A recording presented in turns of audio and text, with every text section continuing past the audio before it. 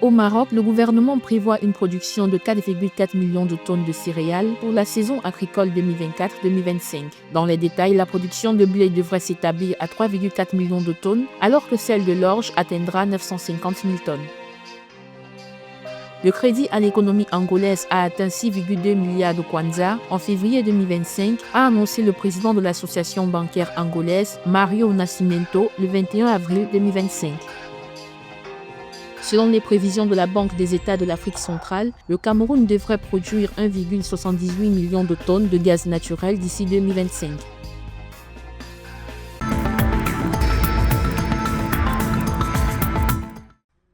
Au Maroc, l'exécutif prévoit une récolte de 4,4 millions de tonnes de céréales à l'issue de la campagne agricole 2024-2025. C'est ce qu'a annoncé Ahmed El Bouari, ministre de l'Agriculture et de la Pêche maritime, mardi 22 avril 2025. Dans les détails, la production de blé devrait s'établir à 3,4 millions de tonnes, tandis que celle de l'orge devrait s'élever à 950 000 tonnes.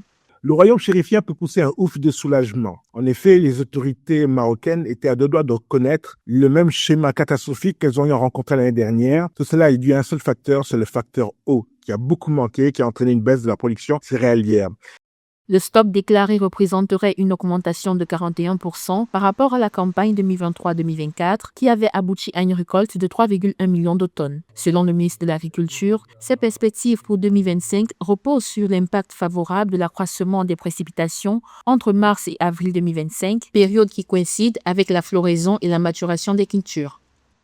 Et cette année, ce n'est qu'au mois de mars que la situation s'est décantée avec des pluies abondantes ainsi qu'une chute de neige qui a pu permettre aux barrages de se remplir à un niveau que les autorités marocaines qualifient quasiment d'exceptionnel.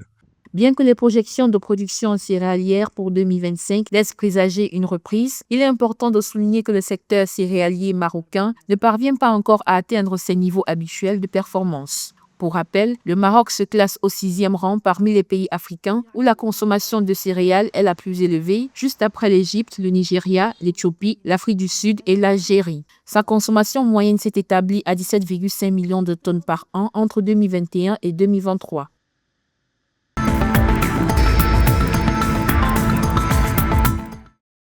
Le crédit à l'économie angolaise a atteint 6,2 milliards de kwanza en février 2025, a annoncé le président de l'association bancaire angolaise, Mario Nascimento, le 21 avril 2025. Selon les données publiées, les investissements ont été orientés vers les secteurs du commerce, de l'agriculture, de la construction et de l'industrie. Le pays d'Afrique australe, doté de 23 institutions bancaires et de 2046 agences dispersées à travers 18 provinces, a connu une avancée notable dans le domaine bancaire au fil des 2 dernières décennies.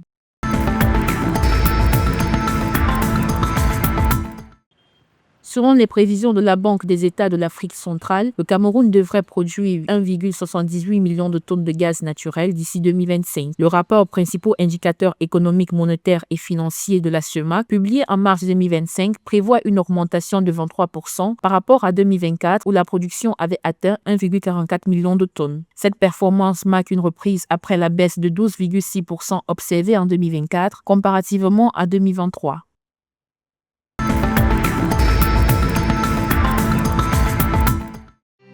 Le Nigeria aspire à tirer parti de sa valeur minière estimée à 700 milliards de dollars pour diversifier son économie qui reste principalement axée sur les hydrocarbures. Pour atteindre cet objectif, le gouvernement intensifie la cartographie géologique de son sous-sol, une étape considérée comme essentielle pour attirer les investisseurs miniers et minimiser les risques associés à l'exploration. Dans cette optique, plusieurs démarches sont en cours, dont la conclusion d'un accord en 2023 avec l'Africa Finance Corporation et la société Excalibur Smart Mapping afin d'améliorer la collecte de données. Actuellement, l'industrie minière du Nigeria représente seulement environ 1% du PIB dans une économie qui reste fortement axée sur l'exploitation des hydrocarbures.